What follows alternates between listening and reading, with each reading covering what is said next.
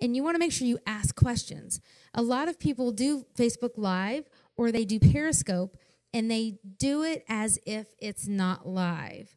And so maybe they do that because they're trying to make themselves feel more comfortable, but you want to make sure that you ask questions to the actual audience. Now, we'll talk more specifically in just a moment, but on Periscope, for example, I have a lot of people that are live with me that are asking questions, and if you are the person talking, that can almost be overwhelming because, like, here you have your list. You're trying to, like, stay on point of what you're talking about. You've got people on the screen saying, here's my specific question, and then the question literally, like, disappears in about 20 seconds. So you're trying to talk.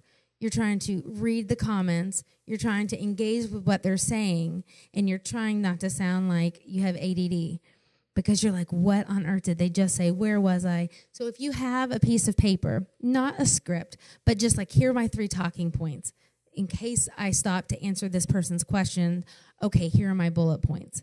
And a lot of people, when you do live videos, they like the opportunity for you at the end of the video to do a quick recap. So if you do have a quick little list there of saying, here are my 3 bullet points, at the end, you can just run through them really quickly and then encourage people, if they came onto your broadcast live and maybe you're getting ready to end the broadcast, you just encourage them to watch the replay, and you just continue with your process of getting ready to end the broadcast.